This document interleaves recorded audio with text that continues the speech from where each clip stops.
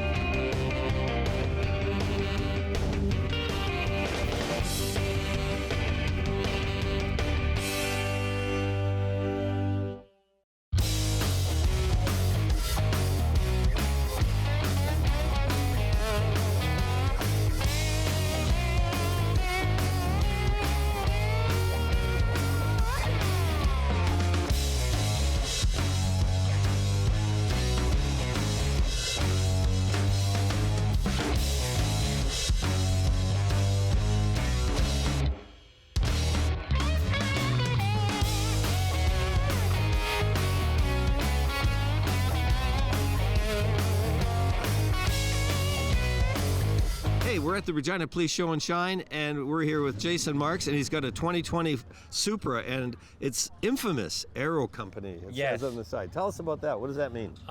So Infamous Aero Company is a company out of Calgary, Alberta, and they make all aero, like side skirts, diffusers, front splitters, and they make it out of ABS plastic, so it's literally like indestructible. You can't destroy it. Wow. So you bought this car as it is from them, or they did the work for you? I bought this car from Titan Automotive in Regina, Saskatchewan. I bought the car stock is no wide body, no nothing, and I was going to use the car and just use it for racing. Oh, but racing? then, what kind of racing were you like quarter-mile racing. Oh, quarter? Okay. Yeah, so drag racing. That was my whole thing, to not do like my other build, but then this company, Infamous Aero, during the pandemic, got a 3D scanner and started scanning the whole car and coming out with their version of a 3D of a wide body kit. Really? And that was in Calgary, huh? So they manufacture this wide body stuff? They started doing it on this car, and so they scanned the whole car, and they went on the computer and they designed what they thought would look good. And then they printed it out, and then they put it in the car, and they started, Is this 3D printing on here? It's 3D printed, and then they do it into fiberglass. Let's have a look at this here. Like, you've got this piece hanging there. Yeah, wow. So this is one of their whole pieces here they did. Yeah. And then they molded this on here. Okay. So then it could be something different from other wide body kits. Wow, is that ever cool? So this piece is on here, and this is held on with a type of fitting screw of some sort, huh? Yeah, it's basically Downstar hardware. What kind of hardware? Downstar. It's a company out of the States called Downstar, and they produce all these. So there's a fitting behind here, and this screws into it then? Yeah. Okay, so everything's kind of bolted on like some half tons. They have that around the box and stuff like that. Oh, that's a good way to do it. Oh my goodness. So what have you all done with this car?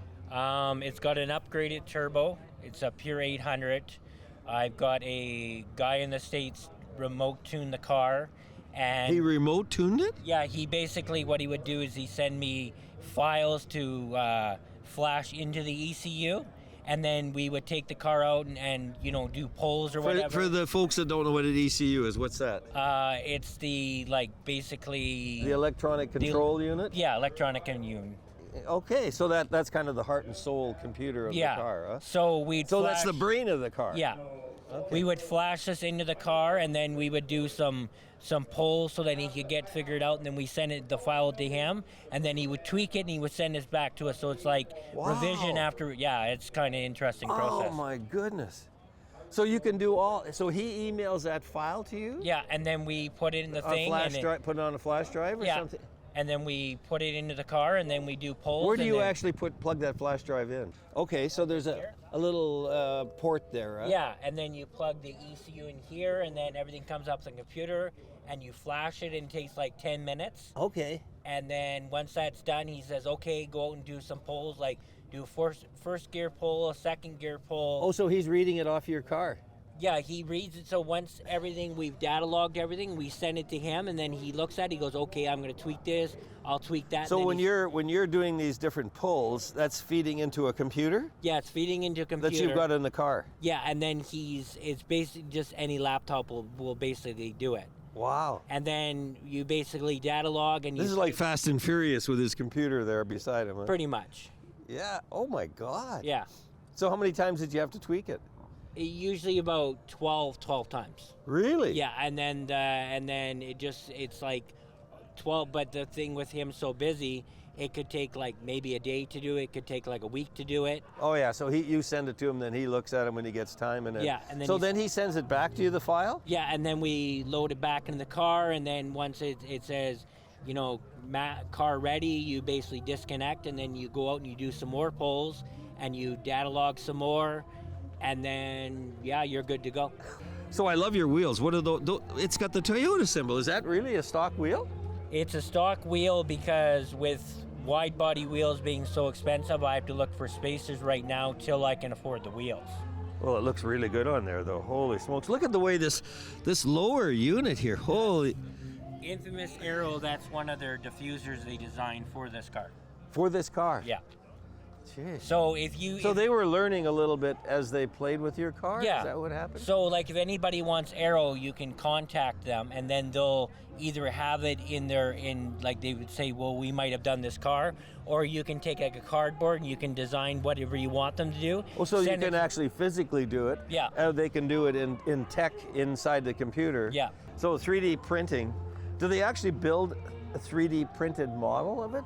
It comes out. Yeah, they'll actually. But that's not what goes in the car, though. They'll actually scan the whole car, and then they'll look at it in the computer, and they'll make tweaks, and then they'll print it out, and then they'll put it in the car and make more adjustments, and then they'll come out with a final product. So the 3D printing product is made of some sort of plastic too, yeah, I would think. Huh? It's plastic, and then they put in a fiberglass mold, and then it's all fiberglass. Oh, that's what they. So they use the 3D printing mold. Product to make a mold, and then the fiberglass becomes a. Yeah. Talk about technology. You did all this during COVID, and it's just like goes from here to there, and oh my God. So you're pretty tech savvy now. No, I'm not. No. You sound like it, man. I'm lost on so many things. It's not even funny. No, but I mean, really, like you've built your car virtually. Where was the guy that you were doing the tuning with? Where was that? He was in the States, and I had somebody here helping me get this into my car because, again, with computers, I'm not very good. Wow. But, I mean, that's pretty brave to do it, though. I mean, good for you, man. Holy smokes. What a car. Technology. Yeah. You know what? COVID's done some crazy things for us in a positive way. Even with 3D printers, you can 3D print, car parts. Yeah. And then you can get them made out. And is this spoiler part of that group out of Calgary? No, it's basically a replica. There's actually a wing called a Street Hunter wing. And a guy on YouTube, TJ Hunt, he designed his own wide body kit for this car, and he designed one of those wings, but that's a replica wing, and the company said that replica wing fit better than the actual wing. Okay. What kind of material is this in here? Carbon fiber. That's what I was going to say. Yeah. It looked to me like carbon fiber, yeah. So that's pretty indestructible. So without getting a ticket, how does it perform now? It performs well, but I know that if I want to go fast, I go to Saskatoon to the raceway, and I'm not going to get in trouble up there. Yeah. No. So have you clocked it through the SIR yet? I've clocked it, and I mean, if I knew what I was doing, it'd be low 10 seconds, but because I'm not really a racing guy, I might have got low 11s. That's pretty good. Is there such a thing as a launch code in this car now? No, there's not a launch code, but I mean, if you get bigger tires and stickier tires, you can launch this car at 3,200 RPMs. Yeah, no issues. And these in the States are doing, with a few modifications, are doing an easily low 9 seconds. Wow. Yeah. That's a speedster and a half. So we're here with Kelly Moe, and he's got one of the first front-wheel drives. It's not the first, but I mean, first. Made. Yeah. Toronado came out with them, and this is a 68. This is a 68, the third model year for the Oldsmobile Toronado. Amazing car, really, when you think of it, huh? Beautiful to drive and really rare. I was kind of happy that they put me beside another front-wheel drive, a little Honda Civic. So what's that? Do you know much of the history of GM? They were playing around with front-wheel drive, and they decided they wanted one in a huge car. Yeah, they had a designer that had thoughts in his mind about going with a front-wheel drive, and I'm sure with a lot of scribbling on notepads and napkins, they came up with the Oldsmobile Tornado in '66. Why a Tornado for you? Just out of curiosity. I actually chased this car for 16 years. You did? From the original owner in Swift Current. It sat in his front yard, just collecting dust and rust. And his son, irritating you, huh? Irritating me. And as he drove by, he said, "I gotta have that car." Never drove. It just sat there, but Swift Current's not that big, so I'd see it quite often, just sitting there. Yeah. And being kind of a car nut, I wanted it. He wouldn't sell it. And then his son got a hold of it. His son had it for a number of years, and then I acquired it about 11 years ago. Oh, you've had it for 11 years? Yeah. Oh my goodness. It's interesting, the wheel configuration you've chosen, the blacked out rims. I find it really funny you mention that, because this car originally came with hubcaps. Yes. And because it's such a rare model, I can't find hubcaps. I've been looking for 11 years. And would you put a hubcap on that wheel? You can't. Would it fit on that one? It would have to be off this year, make and model of car, because it's a front-wheel drive. Okay. And it's such a deep dish rim, you can't get a hubcap. Are those the original rims? Those are the original rims. Okay, so what happened to the hubcaps, I wonder? I have no idea. They were sitting on the front yard and somebody stole them. Somewhere in the last 54 years, they took a walk. I bought a bunch of different sets at swap meets, trying to find something that'll fit to dress up the center. And yeah. And there's. No, it looks fine like that. I got a couple ideas. Yeah, that's all original. It got changed to HEI Spark, and the generator that it came factory with got swapped out for an alternator. Oh, a generator and it was a 12-volt generator? It was a 12-volt generator. Isn't that Other than that, this car is 100% factory. Of course, I put a little louder mufflers There was a fancy lawyer in town that had one, Morris Schumacher had a... I heard that name, yeah. Yes, he had a Tornado. And there was another old guy in town here that used them for a stock car. Because they were front-wheel drive, they could pull themselves around the track as opposed to pushing. Oh. They wouldn't spin out. Wow, okay. And he destroyed a bunch of them, So what is that engine in there? That's a 455 big block. Yeah, that's the 455 Olds. What do they call that? Do they have a name for it? I think hella fast. Yeah. Well, isn't that something? So how many miles has it got on it? Original, I have no idea, because it's only got the 5-digit odometer. Okay. So. Oh, you saved mileage then. Yeah. It hasn't even hit 100,000 K yet. Stays forever young. Yeah. Oh, that's. He's got some blemishes, but it's not a trailer queen or. Is this the original paint, or did you? This is not the original paint. It's been repainted a couple times. Nice. What is that? What do you call that white? That is 1968 Oldsmobile Olympic white. Olympic white. Olympic white is. I always ask the color because I love the name the car companies. I had Auto Electric mix this up for me. Did you? 4 years ago, I painted it. Yeah. I love driving it, and it's a showpiece, and it draws a lot of attention just because of how unique it is. Well, no, that's for sure. Tornado. I always want to say tornado. Yeah. Tornado. Yeah. No, they were a real classic car. Thank you very much for sharing with us here. Thanks for your time. So we're here with Carl Nibbs, and he's got a half-scale 1901 Packard Roadster. I can read very well. I can just see it right there. So tell us, Carl, why for you? Did you build this? Or? Yes. You did? Yeah, it's all handmade, yep. Really? Right from scratch, yes. Fantastic. Are you here in Regina, or where are you from? Yep. So what made you decide to build this? Well, I seen the plans probably 40 years ago in a Popular Mechanics magazine. And I said, someday I'm going to build one of them. And I finally got some time here about 3 years ago, and I just got out and did it. So let's talk a little bit about the build here. What have you got here for wheels? Where'd you get your wheels from? They're actually off a wheelchair. Cool. Okay. So that The was... original wheels were somewhat wider than that, but they're extremely expensive, like over $100 a piece. And you're a hobbyist. You're building for fun. So let's say you're looking at your steering here. So you've got your steering up here. Okay, I'm just looking at how that works. Yep. So you got a complete front solid axle on the front, huh? Yep.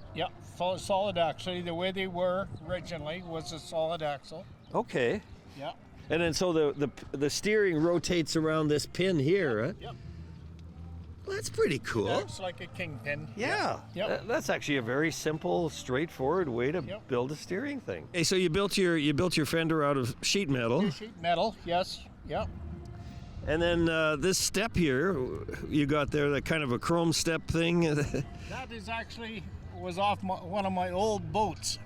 Oh, that looks like, yeah. I had taken them off and they got put away, and I dug them out, and I thought they're going to look good on there. So. Oh, fantastic. That's where they went. So, and did you upholster the seat yourself? I did the seat myself, yes. Does it actually drive, or? Oh, yes. Oh, it does. What has it got for an engine? Oh my God, what have you got in there? It's a 49cc engine in there. Is that a Briggs & Stratton, or what is it? No, it's... It's chain drive too. Is that the way they did their early Packard too? Yes, they did. Okay, I'll hold this here. They did. So it was a chain drive. Here. Turn the switch on, Lee. Oh, okay. Down? Yep. Okay. Oh, listen to it. There he goes. That'll stay down. How many horsepower did you have? It's about 1 1/4, 1 1/2. Will it actually propel you? Will you? Oh God, yes. Oh Really? yes. Oh yeah. Yeah. So cool. So you said you got the plans from Popular Mechanics? Yes. Yes. They're on the internet now. Does Popular Mechanics still exist as a magazine? Who knows, huh? I don't know. I remember people would get it, it'd be the coolest things in there, you know, you'd look at the front cover, you know, build your own airplane, do whatever. Oh yeah, yeah. They had lots of plans for stuff like that. Yeah, honest to Pete, huh? Yeah. Well, congratulations.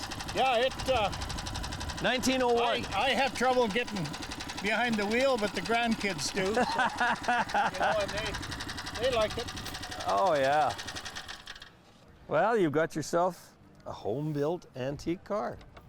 Fantastic.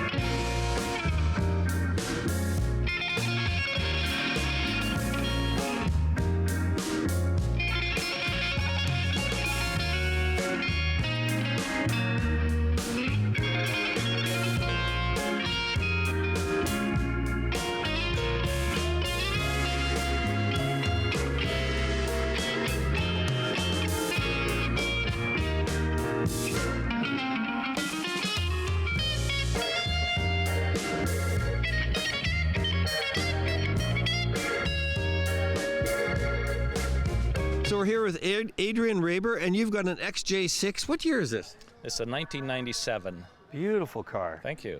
So tell us a little bit about your car. Where did you find it? So oddly enough, I found it right here in Regina, and I just bought it last fall. Really? Yeah. So it's brand new to me too, pretty much. Gee. Yeah. You know, a 96. I love the usual corners and things where there's a little bit of wear and tear. This car has been really babied, huh? It looks like it has. Yeah. It's been garaged all its life supposedly, and I really liked how it was in really nice shape. So it's a six-cylinder? It's a 6-cylinder. Did you want to see the engine? Yeah, let's have a look. Sure, Sure. You got you got a little partner back there with you? I do. That's my granddaughter back there. Oh, hi. What's her name? Tanya? Alana. Oh, cool. Do you like riding in a Jaguar? She does. Yeah. You can't go wrong with that, huh? No, She's like the queen. She's sitting in the back. that's right. Oh, my goodness. This thing is really kind of... 4-liter inline 6 engine. Jeez. So, yeah, I think this is the last year that they made them in that configuration. After that, they went to a V8. So why a Jaguar for you? I just always loved these vehicles. Yes. And when I found one in such a great shape and for, pretty decent price, I thought I must have it. I must have it. Yeah. And the leather is just beautiful inside it is, there. yeah. How many K has it got on It's it? only 120,000 K, which is really not Yeah. much for a 25-year-old car. No kidding. Does it ride nice? Oh, beautifully. Yeah, it's beautiful. Let's open up and have a look at the interior a little bit. Definitely, yeah. Oh, I love the way the Jaguars open up too. And look at that carpet and the walnut and everything inside. Yeah, so it's supposed to be wool carpeting and walnut wood. Oh, it's trim. wool.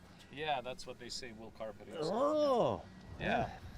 So, classic. What's the best thing you like about it? my granddaughter in the back. And she likes riding around in Oh, it, eh? she loves playing in it. Just her own little world, huh? Yeah, Oh, she just loves fantastic. playing there, yeah. Yeah, we have two granddaughters. They're in Vancouver, but we get to see them quite regularly. It's beautiful, beautiful car. Yes, thank you very much. Anything else you want to tell us about it? What does this say here? What is that? Oh, it says 4.0 liter. Oh, that's what it says. Yeah, so that's the size of the engine. It's interesting they put the badging on there. Yeah, because if you look at these other ones, they're V12s, right? So Oh, yeah. okay. So that distinguishes them from a 6-cylinder to a 12-cylinder engine. Yeah. So yeah. Was it just on Kijiji you found it or something like that? Yes. Yeah. Yeah. Lots of cars on those. Yeah. Yeah. Oh. Yeah. Just not even looking for one, but I was just searching to see what's on there, and this was there, and I Popped thought up, eh? I'll go take a look, and then I just fell in love. So Well, it's not hard to see why. yeah. Thank you. Thank you very much. Take Thank care. you. Okay. Thanks. So we're here with David Nicholson. He's got a 76 Mini, and you drove it to Oregon one time, you said. Yes, summer holidays. Was it round trip $150 or one way? Round trip. Round trip. Round trip. It was $3 to fill it when I first got it. $3 $3. to fill it. You don't get much for $3 now. What is it to fill now, do you know? I put 20 in it yesterday. And that'll then- last me a couple of weeks. That is cool. So what is this? Is a seven? What did you say? 1976 Mini. Did you buy it new? Yes, I bought it new. You are the original owner then. Fresh out of high school. Fresh out of high school. A year after I graduated, I got it. You mind if I ask, what were they retailing them for at that time? $3,200. Actually, that was a lot of money back then, Yeah. $3,200. I was getting $250 an hour. Because you could buy a lot of cars for around $3,000-4,000 at that Yeah. time for that kind of money. It was either this or a Corvette. I believe you. I think this would be better because I could put a child seat in the back. Oh, were you married at the time when you got it? Or? No, Oh, no, you were just no. thinking ahead, huh? Yeah, thinking ahead. Oh, good for you. Yeah. So where did you buy it from? Deluxe Motor Service? Canadian Motors Canadian on Albert Motor. Street. Yes, I remember him. Yes. Yeah. Oh, fantastic. Yeah. So what have you had to do to it? Keep it running? General maintenance, brakes, and all that, and there's a little bit of rust work I got to do now. And that. So what is the color? What is that color? It's kind of brownish yellow or something. They didn't come up with a name for no, you? they called it bracket, but I don't know what that. Bracket. Oh, Yeah, interesting. so I love that, when you pull the front cowling back, look at this little wheel in here. I mean, it's almost like off a 10 inch. go-kart. 10 inch. Trailer tires will fit on it. Trailer tires will fit on it. Yes. Jeez. So. Crack her open. Let's look inside here. Once you're inside, these actually aren't that uncomfortable, No. Once you sit in there, you're amazing how much room's in there. Yeah, yeah. Well, the British, Until you they're... get beside a semi or something. Yeah, exactly. You're kind of sipping on gas. Oh, you took an old door handle and put it on your shifter there. Yeah. Good for you. Yeah, we rode in the back all the way to Winnipeg and back. It was kind of cool, though. It was okay. I got to redo the seats and other stuff and that. Yeah, did you put the sunroof in? No, somebody in town did it. Oh, but you had it done. That was the second trip to the mountains. I put the sunroof in so I could see the mountains. Oh. Otherwise, I could look way underneath. You got an extra screw here. That holds the hood. Oh, that holds the hood. One on each side. Yeah, yeah. And what about this sun visor? Is that from I made them? that. Yeah, I was going to say. Okay. Looks good on I that made car. that, yeah. You're a little bit of a fabricating guy to do that. I'm a Holy bodyman. Oh, you're a body man. Been doing body work for 46 years. Oh, so this is your trade then, so you could do that. 76, 86, 96, 2006, 2016. Oh my God, we're up to 46 years around there. Yeah, yeah. You and this car are inseparable. Yeah. And I retire in September, so I'm going to drive this all the time. So we're here with Jim Fistrom, and he's got a 1952 MG TD. I've never interviewed anybody with a car like this. And when I was a kid, there were a few around Regina. Yeah. So where did you find your car? I found it, a gentleman here had it for 40 years, and he had it in a garage. Really? It wasn't red by any chance at one time, was it? No. Because the one I used to see when I was a kid was red. Okay, good. No, and he just wanted a different car. I'd fixed up an old MGB, a 78, and he wanted something he could drive around and do little trips with. So this doesn't. So I just said, I'll trade you for it, and we traded. You got to be kidding. Yeah. Really? Yeah. I think I got the better end of the deal.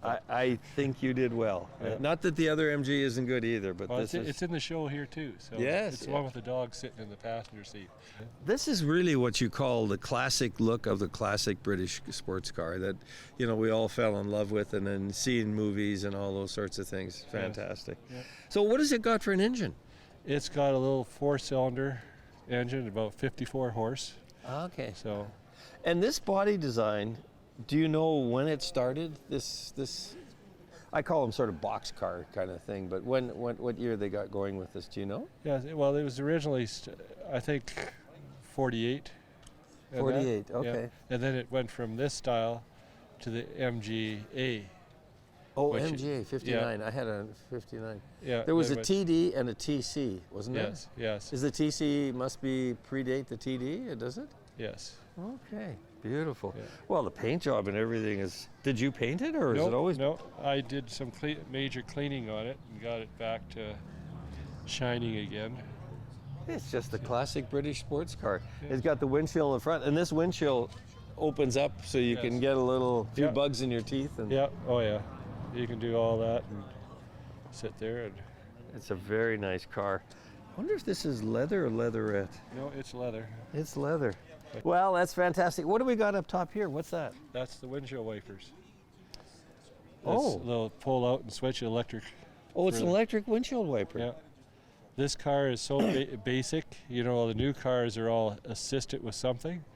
This thing is nothing. It's got, everything is you. If you steer it, it goes that way. If you hit the brakes, whatever. Let's have a look at the engine here before we wrap this up here. Oh, we'll turn on the other side. Oh, we'll go on the other side, sure. That's where the carburetor is. Oh, okay.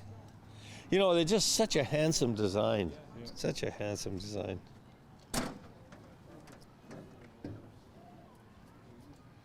Oh yeah, there we go. Morris Garage. The manual tells, like, you know how the manuals are now in the new cars. Yeah. This one tells you how to adjust the tappets. Oh. How to adjust your brakes. How to adjust. Everything is. It's like a shop manual then. Yes. Yeah. It's just, everything is. Do you think it was painted, or is this the way? This is original? Yes. Oh, this is all OEM, right? The way it is, huh? Original equipment. Oh. Yeah. Well, I think this car actually came out. Remember, there was a guy in Assiniboia that had a car collection. Oh yes. Wilf something. Wilf Prentice. Yeah, this car. He married my cousin, so I know him a little bit. This car came out 40 years ago. It came out of his collection. Oh, did it? Yeah. I didn't know he had that. Yeah. Yeah, because somebody showed me a picture of it in the collection. Oh my this goodness. Car. So. Yes, he had quite a car collection. Yes. And the guy I got it from bought it from him. And then Wilf's collection, I think the car came out of New England because I found a sticker that says New England on it. So. Geez. Well, you've got a humdinger of a car here. Yeah. Beautiful. Well, he was quite a connoisseur. I knew him a little bit, yeah. Yeah. Well, thank you for joining us on Cruising on 7.